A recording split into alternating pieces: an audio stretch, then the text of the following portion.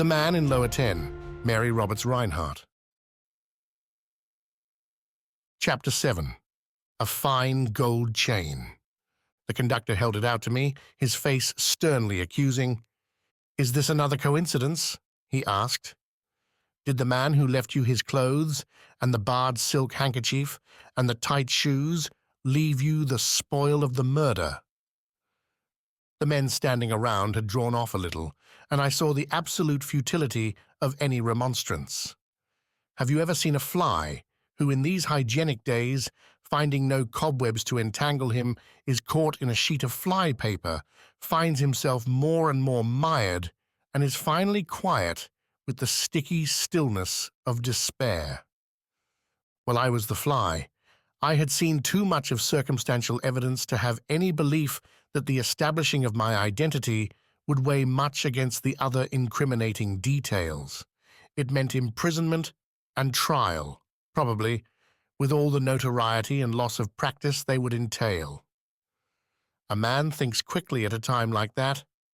All the probable consequences of the finding of that pocketbook flashed through my mind as I extended my hand to take it. Then I drew my arm back. "I don't want it," I said. "Look inside. Maybe the other man took the money and left the wallet." The conductor opened it, and again there was a curious surging forward of the crowd. To my intense disappointment, the money was still there. I stood blankly miserable while it was counted out, 5 $100 bills, 6 20s, and some 5s and 1s that brought the total to $650. The little man with the notebook insisted on taking the numbers of the notes, to the conductor's annoyance. It was immaterial to me. Small things had lost their power to irritate. I was seeing myself in the prisoner's box, going through all the nerve-wracking routine of a trial for murder, the challenging of the jury, the endless cross-examinations, the alternate hope and fear. I believe I said before that I had no nerves, but for a few minutes that morning, I was as near as a man ever comes to hysteria. I folded my arms and gave myself a mental shake. I seemed to be the center of 100 eyes, expressing every shade of doubt and distrust, but I tried not to flinch. Then someone created a diversion. The amateur detective was busy again with the sealskin bag, investigating the make of the safety razor and the manufacturer's name on the bronze-green tie. Now, however, he paused and frowned, as though some pet theory had been upset. Then, from a corner of the bag, he drew out and held up for our inspection some 3 inches of fine gold chain, one end of which was blackened and stained with blood. The conductor held out his hand for it, but the little man was not ready to give it up. He turned to me. "You say no watch was left you? Was there a piece of chain like that?" "No chain at all," I said sulkily. "No jewelry of any kind, except plain gold buttons in the shirt I am wearing." "Where are your glasses?" He threw at me suddenly. Instinctively my hand went to my eyes. My glasses had been gone all morning, and I had not even noticed their absence.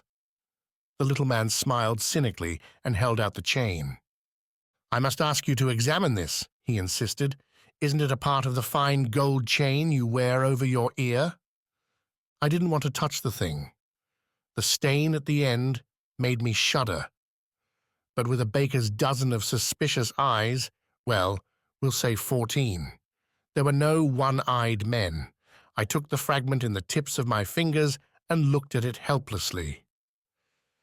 "Very fine chains are much alike," I managed to say. "For all I know, this may be mine, but I don't know how it got into that sealskin bag. I never saw the bag until this morning after daylight." "He admits that he had the bag," somebody said behind me. "How did you guess that he wore glasses anyhow?" To the amateur sleuth. That gentleman cleared his throat. "There were 2 reasons," he said, "for suspecting it. When you see a man with the lines of his face drooping, a healthy individual with a pensive eye, suspect astigmatism. Besides, this gentleman has a pronounced line across the bridge of his nose and a mark on his ear from the chain." After this remarkable exhibition of the theoretical, as combined with the practical, he sank into a seat nearby and, still holding the chain, sat with closed eyes and pursed lips. It was evident to all the car that the solution of the mystery was a question of moments. Once he bent forward eagerly and, putting the chain on the windowsill, proceeded to go over it with a pocket magnifying glass, only to shake his head in disappointment. All the people around shook their heads too, although they had not the slightest idea what it was about. The pounding in my ears began again. The group around me seemed to be suddenly motionless in the very act of moving, as if a hypnotist had called rigid. The girl in blue was looking at me, and above the din I thought she said she must speak to me, something vital. The pounding grew louder and merged into a scream. With a grinding and splintering, the car rose under my feet. Then it fell away into darkness.